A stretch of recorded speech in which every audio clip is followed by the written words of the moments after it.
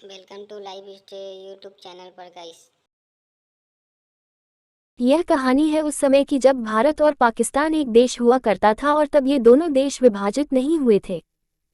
तब चिनाब नदी के किनारे तख्त हजारा नामक गांव में रांझा जनजाति के जाट परिवार में एक लड़के का जन्म हुआ। इस लड़के का नाम 204 रखा गया। रांझा इस परिवार का सबसे छोटा बेटा था।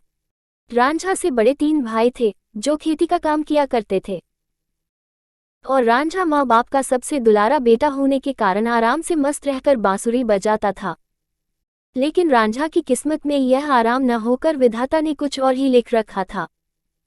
रांझा की भाभीियों के द्वारा गृह क्लेश करने के कारण रांझा अपना घर छोड़ दिया और इधर उधर भटकने लगा। रांझा भटकते भटकते हुए हीर के गांव झंग पंजाब अब पाकिस्तान में है में जा पहुंचा। उसने वहां पहली बार हीर को देखा और पहली नजर में ही रांझा को हीर से प्यार हो गया। हीर सियाल जनजाति में पैदा हुई एक अमीर परिवार की लड़की थी और जब हीर ने जवान नवयुवक रांझा को देखा तो हीर भी उसे अपना दिल दे बैठी। हीर नहीं चाहती थी कि रांझा उसे छोड़कर कहीं और जाए, इसीलिए हीर ने रांझे को अपने पिता से कहकर गाय भैंस चराने के काम पर लगवा दिया और साथ ही साथ हीर और रांझा छुप छुप कर मुलाकात करने लगे। लेकिन वह कहते हैं ना कि ये इश्क नहीं आसान, बस इतना समझ लीजिए कि आग का दरिया है और डूब कर जाना है। हीर और रांझा की पनपती हुई मोहब्बत को ग्रहण तब लग गया जब हीर के चाचा कैदों ने दोनों को मिलते हुए देख लिया और तब हीर के चाचा ने सारी बात हीर के माता मलिकी और पिता चुचक को बताई। यह खबर सुनने के बाद नौशा के माता पिता ने हीर का विवाह सेदा खेड़ा नामक युवक से हीर की मर्जी के खिलाफ कर दिया।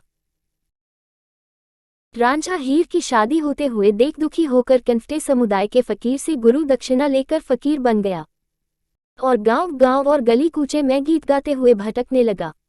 एक दिन अचानक वह हीर के ससुराल में जा पहुंचा और वहां पर उसकी मुलाकात हीर से हुई। उन दोनों ने वहां से भाग जाने की योजना बनाई।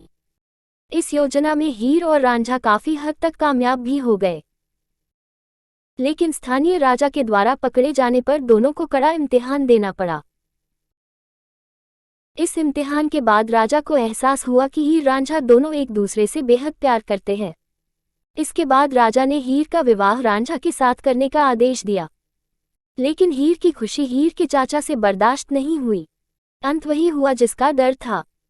शादी के दौरान हीर का चाचा हीर के खाने में जहर मिलाकर वो खाना हीर को खिला देता है और जहर वाला खाना खाने के कारण हीर की मौत हो गई। जब ये बात रांझा को पता चली कि हीर इस दुनिया में नहीं है, तो उसने भी उस जहर वाले खाने को खाकर खुदकुशी कर ली। और इस कहानी का अंत भी बाकी प्रसिद्ध प्रेम कहानियों की तरह बेहद दुखद होता है। आज भी हीर रांझा की मजार झंग पाकिस्तान में मौजूद है और वहां आज भी लाखों प्रेमी प्रेमिका अपने मन में सुखी जीवन की कामना लिए वहां जाते हैं। तो दोस्तों, यह थी हमारी आज की कहानी। आपका क्या कहना है कमेंट में बताइए। लाइक सब्सक्राइब करें और आप सबको अच्छे लगे। धन्यवाद। आप आज